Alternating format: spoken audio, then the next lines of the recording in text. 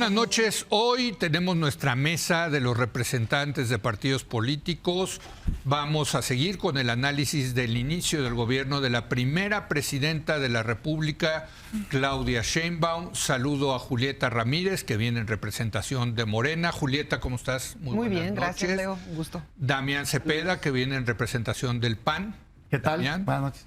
Y Gibran Ramírez, que viene en representación de Movimiento Ciudadano. Gibran, muy buenas noches. Buenas noches, Leo. Bueno, pues te toca empezar a ti. Tienes un primer comentario, hasta 2 minutos y medio. Estuviste tú, como diputado que eres, ahí en la toma de posesión.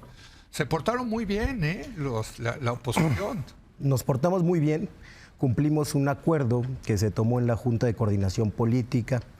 Yo creo que no hubo reciprocidad de parte del gobierno y de Morena, porque lo que debía ser un acto con una dignidad y con una solemnidad republicana se transformó en un mitin de partido, abiertamente. Y creo, la verdad, ahí sí me arrepiento un poco de no haber increpado a la presidenta con el tema de los desaparecidos, que desaparecieron de su discurso también.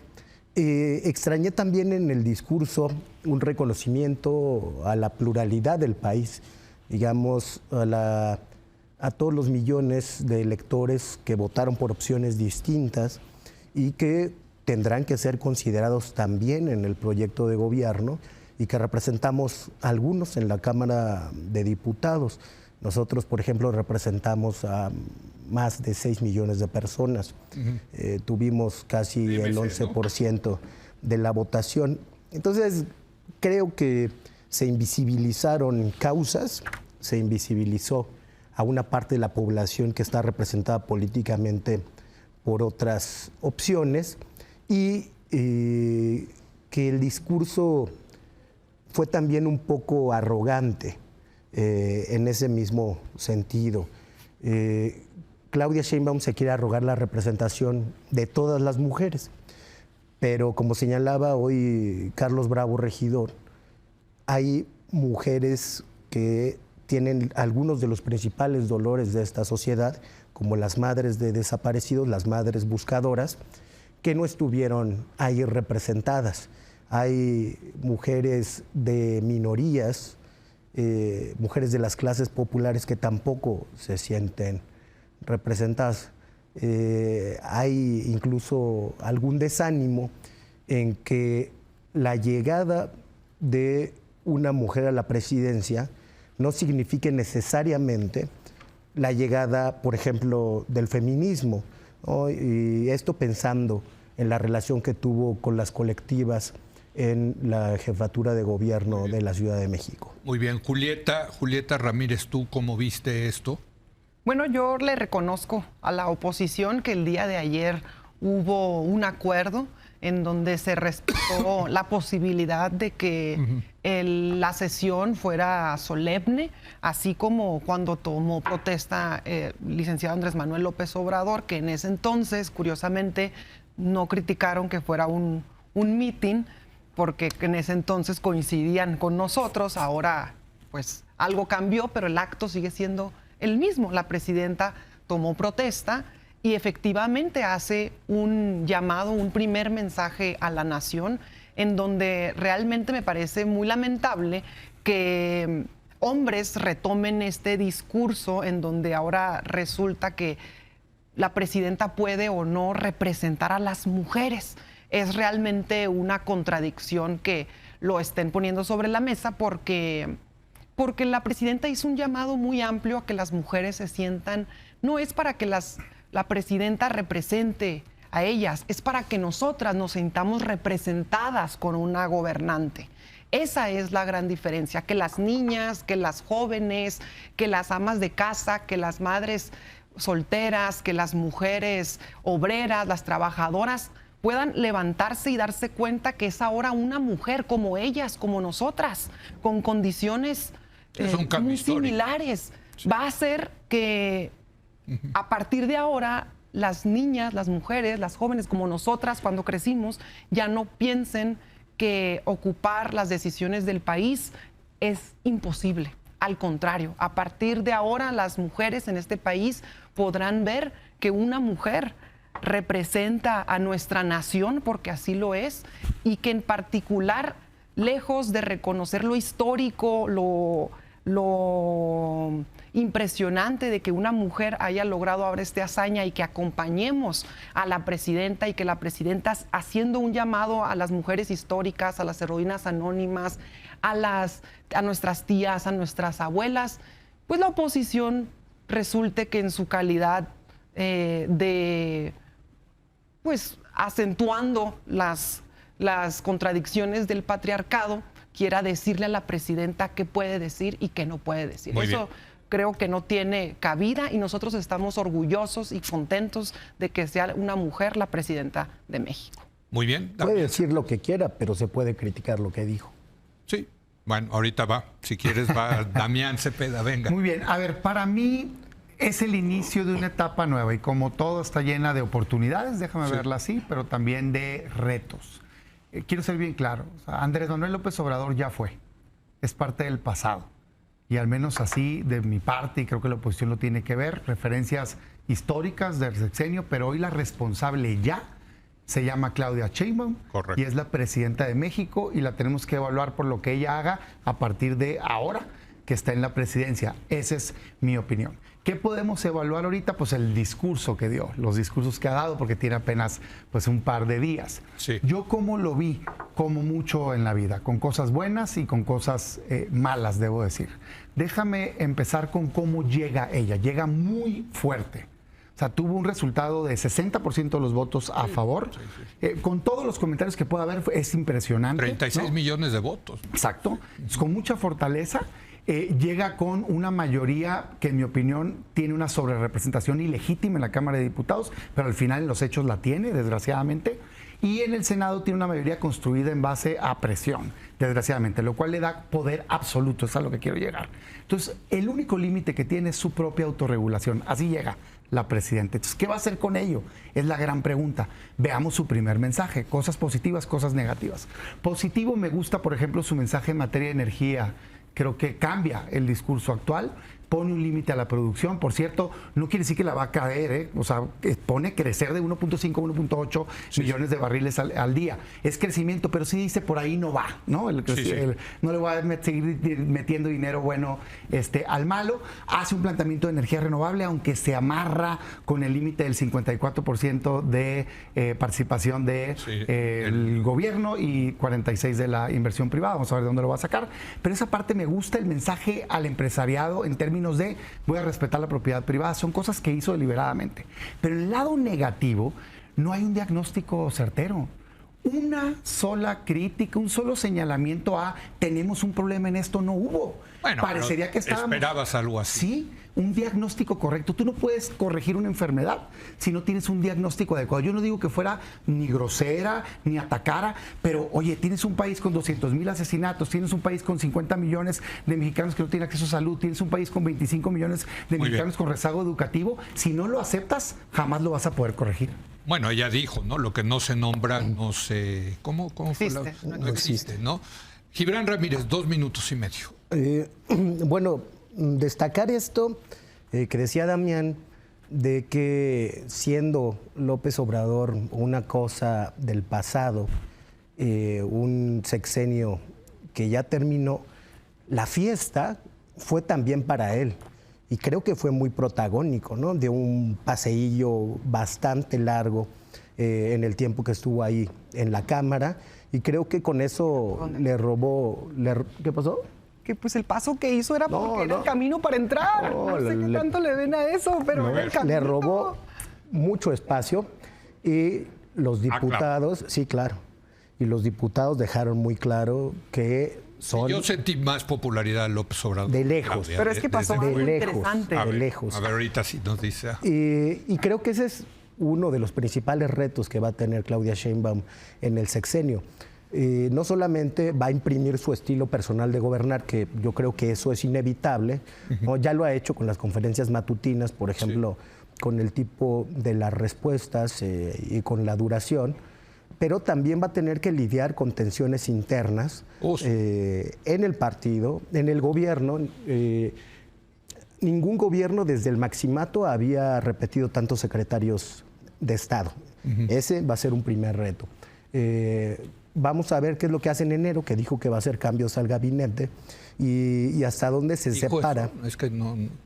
Que va a hacer consideraciones en enero sobre los cambios en el gabinete, lo cual anuncia por lo menos eso, que lo que está no es lo que se está pensando para los 6 años y que se tienen que generar nuevos equilibrios de poder.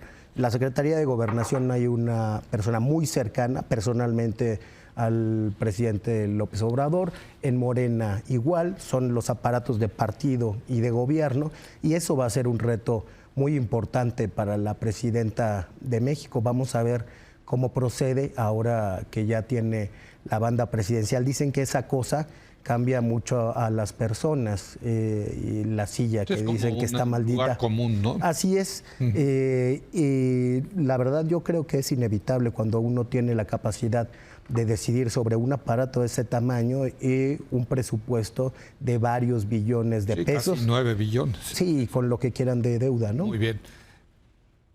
Julieta, yo sí sentí, te digo, cuando, o sea, de verlo desde fuera en la televisión, la llegada de López Obrador, pues yo creo que muy, hasta emotivamente para ustedes, ¿no? Los legisladores de Morena, ¿no? Que se va el líder fundador, ¿no? Y sí sentí más cariño a López Obrador. Digo, y se vale, creo, ¿no? ¿O no? Sí, se vale. Que a Claudia Sheinbaum, ¿no? Bueno, número uno, no es que haya dado un rondín adicional. Había un pasillo por el que tenía que Sí, pero sí entró como torero, ¿eh? A mí que me gustan los toros. Pero fíjate, entra una servidora, fui parte del comité de recepción de la doctora. Okay. Entonces llega el presidente y pasa, creo que unos 10 minutos y llega la doctora Claudia. Entonces... Incluso el presidente hizo tiempo esperando a la doctora y cuando llega la doctora llega muy rápido para alcanzar también al presidente, expresidente y empezar la ceremonia. Es decir, era un asunto de logístico y de tiempo, sí. Pero bueno, ya no quiero perder el tiempo en eso. Venga. Y la realidad es que quisiera comentar un poco de qué va esta segunda etapa de lo que le llamamos el segundo piso de la cuarta transformación, que para nosotros es la profundización de un sistema de gobierno, de un modelo de gobierno que es el humanismo mexicano. Primero en esta parte quisiera comentar lo que se mantiene, la política que continúa como parte de esta continuidad con cambio. En primer lugar, bueno, los principios de por el bien de todos, primero los pobres, austeridad republicana, combate a la corrupción y a los privilegios se mantienen, la política social está garantizada, tenemos el mantenimiento de los programas sociales impulsados por el presidente López Obrador, más programas adicionales que impulsará la doctora, se propone igual la apuesta por la seguridad alimentaria, la apuesta por la soberanía energética, fortaleciendo a las empresas estatales, Pemex, CFE, se continuará aprovechando la posición estratégica de nuestro país en las fronteras para un intercambio comercial con Estados Unidos, con Canadá y con países asiáticos. Se aprovecharán ahora más los proyectos de infraestructura que ya inició el presidente y la doctora tiene un proyecto ambicioso para construir el doble de las vías que construyó el presidente en el rescate de las vías férreas del país. También se impulsará enormemente algo específico para las mujeres, que también quisiera abordarlo en otra etapa. Y bueno, aquí vamos a consolidar los grandes proyectos que inició el presidente y se mantienen las políticas de no fracking, de no concesiones de minería a cielo abierto, es decir, el proyecto de la cuarta transformación, que es un modelo construido por la lucha de las mexicanas y los mexicanos, continuará, y en una segunda parte abordo cuál es el sello propio que le imprime la doctora. Sí es un tema, sí es un proyecto de continuidad y además, sin duda, además, pues vaya, les conviene, pues les ha ido a todo dar desde el punto de vista político electoral, ¿no? Podríamos debatir si ha sido bueno o no para el país, pero para Morena ha sido un exitazo, Damián. Mira, ¿o no? Yo no le exijo, no soy quien para exigir nada, ¿no? Para empezar, simplemente alzar la voz, señalar, pero claro. Yo no espero que la presidenta se desmarque de la historia, pues es fundadora de Morena, pues, ¿no? O sea, quien está pensando que de repente va a pensar distinto, pues está fuera de la realidad. Lo que sí creo es que cada gobierno debe tener un sello y que la responsable es ella, ya no el pasado, pues. Por eso me refiero que ya fue el expresidente. Sí, ahora que le vamos a pedir cuentas es a ella. En mi opinión, demasiado presente. 2/3 partes del discurso básicamente son de él, una personal, la otra definiendo lo que le llaman humanismo mexicano, pero que las frases pues son las frases que hasta coreaban pues los legisladores porque son del presidente López Obrador. Y yo me quiero centrar pues en un tercio del discurso que es el que a mí me interesa. Ya no me interesa escuchar a López Obrador, me interesa escuchar qué va a hacer la presidenta de México con los problemas reales que tiene México. Porque hoy, perdón, pero la realidad se impone. Tiene unos días el gobierno, su primer día, 80 asesinatos. 6 muertos a manos de militares injustamente en Chiapas. Y sale y defiende la militarización. Y todavía confronta y dice y miente, ¿no? Quien diga que estamos militarizando a México o algo así o se equivoca. Claro que se está militarizando. Yo puedo respetar o respeto que ella crea que esa ruta es correcta. Yo no creo que sea correcta, pero no miente quien diga que se está militarizando México porque pasaron la Guardia Nacional a la Sedena y claramente es un fracaso porque tienes 200,000 asesinatos y no han disminuido el índice de violencia en el país. Bueno, entonces, tampoco pues, se le podría pedir que el día 2 cambie esto radicalmente. No, pero abiertamente está diciendo que va a continuar. Lo dijo en su discurso. Sí, bueno. Yo le creo, pues lo dijo. Para mí es un error. La tasa no ha disminuido, la ocultan con desaparecidos. La ocultan con desaparecidos, subieron de 33,000 a 50,000. Bueno. 2, en materia de justicia, porque hay que fijarse en política, no en lo que dicen, lo que hacen los políticos. Y ella lo que está diciendo y lo que va a hacer es pues defender la dañina reforma al Poder Judicial, que en mi opinión, por supuesto, que subordina al Poder Judicial a el poder político de Morena y dice, no como en el pasado, perdón, ¿cómo que no con el pasado? Triplemente lo del pasado, te estás quedando con la Corte y con 1,600 jueces y magistrados de todo el país. ¿De qué me estás hablando? Pues no, no dice nada de la crisis que tenemos brutal de salud y sí delinea algunos temas que va a mejorar. Yo lo que quiero ver es, dime cómo vas a resolver los problemas reales de los mexicanos, que es seguridad, salud, educación, en fin, los temas importantes. Gibran, me gustaría que si pueden incorporar ya el tema del discurso en la tarde en el Zócalo, donde se hacen 100 compromisos. Yo aquí he sido el aguafiesta de la fiesta porque digo, pues está muy bien y a ti te gusta también el estatismo. Tú eres un estatista de corazón, pero pues nadie habla de con quién se va a pagar esto, mano. Nadie habla de esto. Es que a ver, yo también, pues que hagan ferrocarriles, aeropuertos, y hombre, presas y todo. ¿Y de dónde? Es que eso es lo que no se habla en México, caray. Y yo creo que sí es un faltante importante en el debate político y público. Gibran, adelante. Primero quiero reflexionar sobre el estatismo.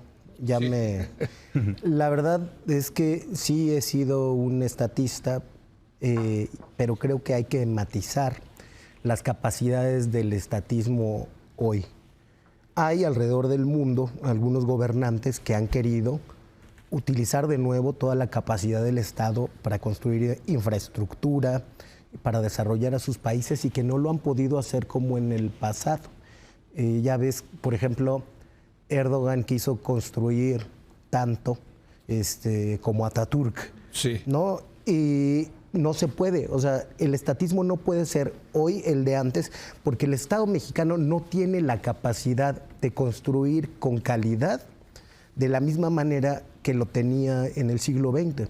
Si tuviera esas capacidades y no se hubieran deshecho de ellas privatizándolas, uno podría creer que todos estos proyectos de infraestructura van a avanzar correctamente. Por ejemplo, Ciudad Universitaria se construyó en un tiempo récord y eso no se puede hacer el día de hoy. No pueden acabar ni siquiera la remodelación de una línea del metro que cambia aquí los entornos de Televisa, la línea 1, y se han tardado más en remodelarla que lo que en su momento se tardó en construir. Entonces, sí, o sea, se han perdido capacidades del Estado. El Estado ha perdido capacidades. Es culpa de los neoliberales. Es culpa de los neoliberales, pero con esos bueyes hay que arar. Pues sí, entonces, es lo que uno desde la política pública no puede hacer de cuenta que tiene más dinero, que tiene más capacidad humana. No está ahí y no vas a construir las cosas bien y va a haber problemas como lo de la línea 12. Entonces, creo que los compromisos que se hacen son superiores a las capacidades del gobierno actual. Y por lo que hemos visto en algunas cosas como la construcción del Tren Maya, con todas las compras de emergencia, ni siquiera el mercado actual en México, los privados tienen esas capacidades. Así que creo que algunos de estos proyectos se tendrán que replantear, no solamente por lo que decías, que es muy acertado, hace falta una reforma fiscal, sí o sí, hay de dos, la reforma fiscal o endeudarse, ¿no? Por ahora parece que se va a avanzar por el camino de la deuda, pero tampoco hay las capacidades para llevar esos proyectos adelante. Por cierto, el proyecto del tren México-Toluca ya van 2 sexenios y no se ha terminado a cabalidad. O sea, sí le dieron un buen llegue en este sexenio, pero no han terminado, así completito. O sea, y dices 2 sexenios, mano, 12 años. En fin, tú querías hablar del sello propio y si quieres aprovecha aquí para meterlo de los 100 compromisos, por favor, Julieta. Sí.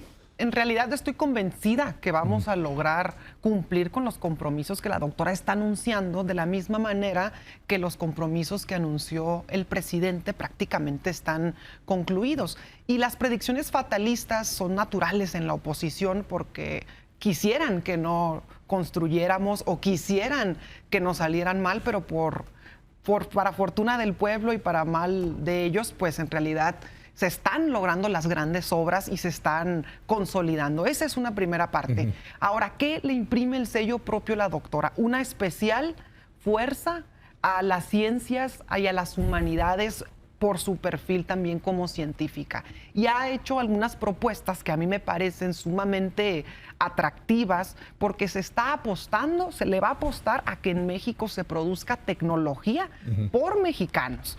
Esto, por ejemplo, la doctora quiere hacer un lanzamiento de un vehículo propio, eléctrico, a bajo costo, pretende hacer una fábrica de software, quiere hacer drones, equipos médicos y también equipos para el ahorro del agua y el ahorro de energía. No, a mí todo eso me parece buenísimo, claro, pues, Julieta, pero si creen que no se va a poder... ¿De dónde? Mira, lo mismo decían con Andrés Manuel López Obrador, que no se iba a poder financiar las pensiones para adultos mayores y están, el Tren Maya está. Ahora bien, la doctora a lo mejor no lo expuso, pero en los estados ha manifestado métodos para que podamos hacer todavía una mayor recaudación. Y honestamente, con la reforma al Poder Judicial ya no va a haber empresarios que puedan desentenderse de las contribuciones económicas que tienen que hacer. Ahora, otros de los sellos propios de la doctora, sí, como comentaba Damián, es su enfoque especial en las energías renovables.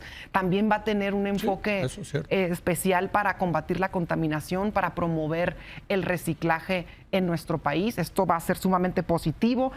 Va a ser la presidenta de la educación, se van a becar a los estudiantes prácticamente de todos los niveles, una universal para básico, más becas para educación media superior, becas para posgrado, quiere hacer universidades que no se habían construido en el país, quiere hacer más escuelas y garantizar los salarios para los maestros, que es sumamente importante. Y también en los jóvenes añadiría su política de vivienda, que se está poniendo sobre la mesa una política 1 millón de vivienda para las nuevas generaciones. Insisto, a mí me parece perfecto. Bueno, no me parece perfecto porque yo sí creo en un Estado limitado, la verdad. A mí, con que me den seguridad, educación y salud, yo creo que ya vamos de gane en un Estado.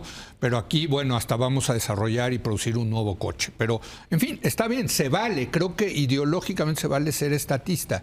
Lo que no se vale es no decirnos con qué se va a financiar todo esto. Bueno, y parte del proceso de campaña y eran muy estrictos con corroborar que fuera financieramente posible. Bueno, yo quiero ver, porque a diferencia de López Obrador, sí se van a encontrar con un erario lleno de telarañas, porque ya no hay dinero. La verdad es que el presidente Peña sí le heredó finanzas muy sanas al presidente López Obrador. No es el caso. Recibió el país con más de 300,000 millones de pesos en los fondos, ¿no? De estabilización, y hoy, pues nada, pelado, ¿no? 6% de déficit traemos, en fin, tenemos una carga importante. Pero yo quisiera hacer el siguiente planteamiento. A ver, me parece a mí, y dándole, digamos, algo positivo, por supuesto, y queriendo que le vaya bien, porque yo quiero que le vaya bien a la presidenta, pudiera debatir ideas, pero quiero que le vaya bien. Creo que ella tiene un dilema que resolver. Por un lado, tiene un perfil académico alto, ¿no? Sí. Educativo, científico, No, lo cual te llevaría a pensar que la toma de decisiones va a estar orientada a resultados, pero por otro lado pareciera tener una carga política e ideológica muy fuerte que la hace brincar a cuestiones que no tienen sentido objetivo. ¿A qué me refiero? Y pongo el ejemplo de lo que dijo. Dijo, es que pregúntense con la cabeza fría, ¿no? Dice, ¿cómo estamos? Y hace unas preguntas que yo digo, con gusto le contesto, presidenta.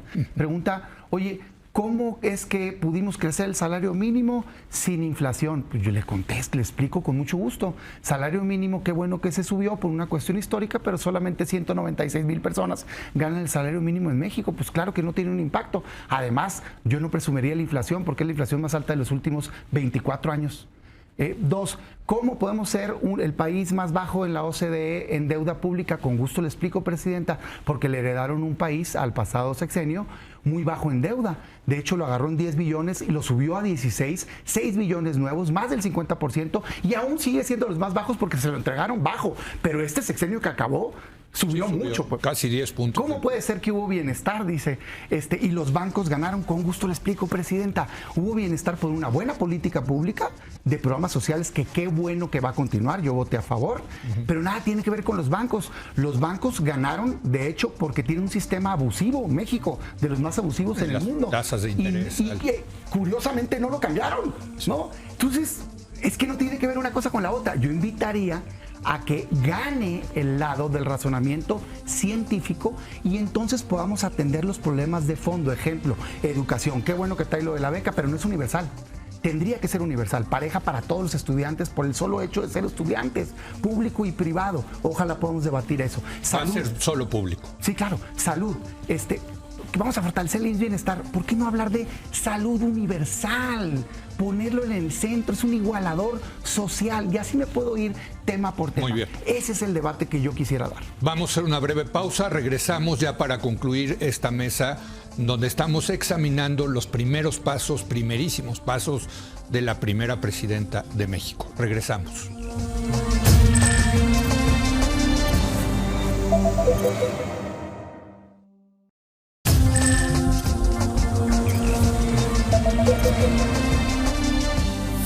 Bueno, seguimos en nuestra mesa de militantes de partidos políticos con los primeros pasos, los primeros discursos de Claudia Sheinbaum como presidenta de México. Una última ronda de conclusiones, 2 minutos y medio cada uno. Comenzamos contigo, Gibran. Bueno, se supone que en México gobierna la izquierda, porque hay una identidad que se fue construyendo desde la unificación de los partidos socialistas con una parte del PRI, que se supone que eso es la izquierda mexicana.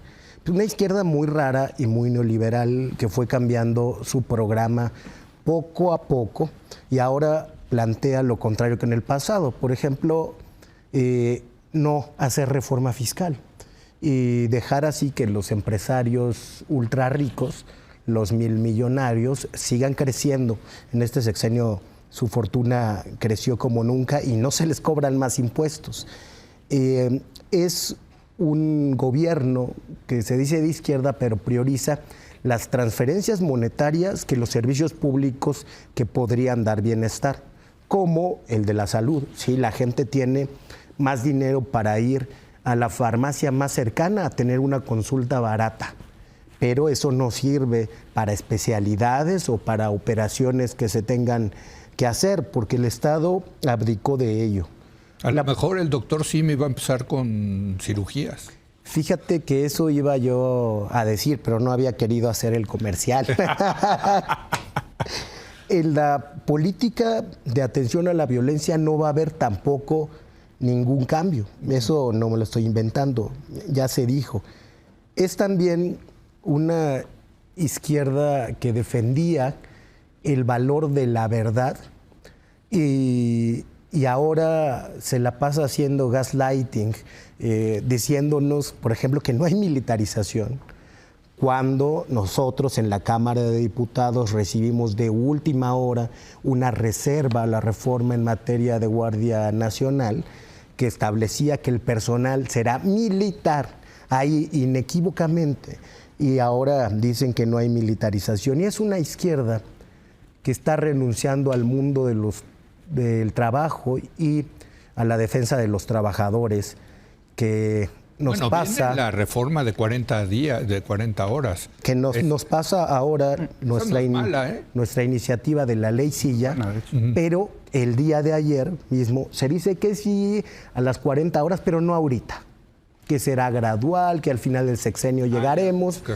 Lo que siempre pasa en el mundo del trabajo, le dicen a los trabajadores, sí, pero ahorita no y tampoco tanto, ¿no? Aunque sí yo tengo que reconocer, el sexenio pasado, la reforma del outsourcing, sí, creo que fue muy benéfica para... una inercia que ya traíamos desde la reforma laboral del sexenio anterior. O parte del Tratado de Libre Comercio, ¿no? También. Así es. Julieta, 2 minutos y medio, una última conclusión. Bueno, y la política laboral fue muy exitosa. Eso permitió mayores capacidades económicas de la población, aumento del salario mínimo. Y en el salario mínimo, a lo mejor, pues, en la frontera, la realidad es que Es que subió más en la frontera. Entonces, los aumentos al salario mínimo... Prácticamente nadie gana salario mínimo en la frontera, por cierto, por un tema de mercado. Pero bueno... Pues no necesariamente, porque la clase trabajadora en la frontera está muy agradecida. Hay gente que en campaña nos decía, yo ganaba 80 pesos al día, ahora gano 300 pesos diarios. Es que hay que reconocer el aporte en ese sentido. Ahora bien, ¿qué otras perspectivas tiene la doctora que creo que son muy importantes para de manera de conclusión? Número 1, ella como mujer, como madre, como abuela, gobernará con perspectiva de género. Yo estoy convencida que uno de los sellos de la doctora tiene que ser la mejora de la calidad de vida de las mujeres alrededor del país, y ha anunciado algunos programas importantes, el programa SOS para las mujeres, el programa para garantizar los refugios para las mujeres violentadas, y también anunció la iniciativa para que en casos de violencia familiar tenga que ser el agresor el que salga de casa, no la madre con sus hijos necesariamente a un refugio, sino que el agresor y la madre mantenga el hogar con los niños. Ahora bien, también ha lanzado un sistema nacional de cuidados que va a ser ahora dirigido por el DIF nacional. También se hace una pensión para las mujeres de 60 a 64 años, a las que siempre nos han cuidado a todos los mexicanos en nuestro país. Y también hay que reconocer que es un sexenio donde se le podrá inyectar una especial atención a causas de otras generaciones. Es decir, creo que la doctora retoma las causas que por supuesto abraza el presidente y que abrazó el movimiento de la Cuarta Transformación, pero además adiciona demandas de una generación que ella, pues a la que pertenece y que tiene demandas de mayor, pues, cuestiones de energías renovables que se puedan aprovechar, pero también el presidente hizo el avance y, por supuesto, en materia de energía, en materia de ciencia, humanidades, tecnología, educación, eso la doctora lo sabrá hacer muy bien, y tenemos que estar las y los mexicanos apoyando esta nueva etapa del proceso de transformación. La gente está contenta. Damián, un último comentario, 2 minutos y medio, adelante, por favor. Adrede dejé el tema que me parece más importante. A mí lo que me pareció muy delicado es que vi una presidenta que no le interesó mandar un mensaje a quienes no piensan como ella. O sea, uno de los principales problemas es que está heredando un país muy polarizado. Por más que ganaron con el 60% de los votos, 40% de los votos no votó por ella, pues. Y en el legislativo, 46% de los votos no votaron por su movimiento. Entonces, la verdad es que es una división de país. Me hubiera encantado escuchar una presidenta de altura diciendo: voy a gobernar verdaderamente para todos. Lo dijo, no, ahí va en mi comentario. Lo dijo y los medios lo pusieron en primera plana. Pero si revisas el discurso, lo dijo tangencialmente. No elaboró la idea para nada como si se elaboró el tema del expresidente o lo demás. Lo dijo de pasada. No hizo una reflexión de fondo de mandar un mensaje de respeto a la diversidad. Es lo mismo que decía Gibran, ¿no? Sinceramente me preocupó mucho. Ahora, ojalá eso cambie. ¿Qué creo que tenemos que hacer en la oposición? Porque no todo se trata de la presidenta. Yo creo que la oposición tiene que cambiar. La oposición está dormida, aletargada, perdida. No aprovechó el momento para mandar un mensaje de altura del país que queremos ver, del diagnóstico de lo que teníamos. La oposición tiene que salirse ya de este radicalismo en el que han estado muchos de decir no a todo. Eso fracasó y fue rechazado por el ciudadano, y qué bueno, porque nada bueno te trae el no permanente. El no ya lo traemos en la bolsa. Tenemos que pasar a mostrar cómo sí, que hay una opción distinta. Lo que sea positivo, apoyarlo sin titubeo. Qué bueno por México. Lo que sea negativo, decir que no y presentar siempre una alternativa. ¿Cómo hacerlo? Con 3 acciones concretas. La primera, buscar convencer a la presidenta de México, Claudia Sheinbaum. Qué ingenua, man, se puede. Se puede, tienes que intentar convencerla de que un México mejor es posible, de que algunas de las iniciativas pero que eso necesita interlocución. De acuerdo, hay que intentarlo. Cosa que no hubo el sexenio pasado. Hay que intentarlo. Segundo, necesitamos tratar de convencer legisladores de Morena. No se puede, Damián, qué ingenuo eres. Yo nomás les informo que al menos 7 legisladores en el Senado pasado se cruzaron de bancada y aquí solo tienen mayoría de 2/3 partes por 1. Ahí está el ejemplo del senador Rafael Espino de Chihuahua, que desde Morena votó en ocasiones temas en contra o en abstención porque no los consideraba correctos. Hay que convencerlos. Y si no se puede, estas 2 te ayudan a la tercera. Hay que enfocarnos a 2027, generar contrapesos en México y que no exista nunca más en un país una sola visión aplastante con los votos en el Congreso. Eso se puede lograr y hacia allá nos tenemos que enfocar. Pues es un buen punto, quizás lo tengamos que debatir, ¿no? El papel de la oposición en este gobierno, ¿no? Porque le hemos puesto mucho foco, desde luego, a las señales que ha mandado el gobierno de la nueva presidenta.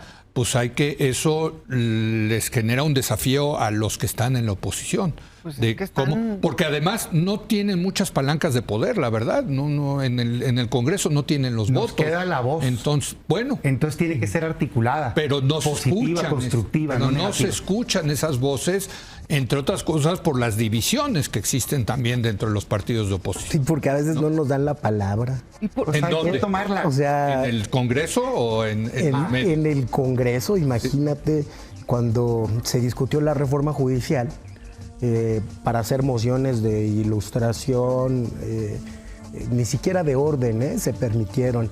Ahí creo que el parlamentarismo que deberíamos tener... Te voy a decir eso. Perdón, la práctica parlamentaria que deberíamos tener ha ido deteriorándose muy rápidamente. Pero yo te voy a decir, obvio, es muy importante el debate parlamentario, pero yo creo que es más salir en los medios, es más convencer a la población, es más algo que también ha enseñado Morena, el trabajo de territorio, ¿no? Así es. Eso es fundamental, ¿no?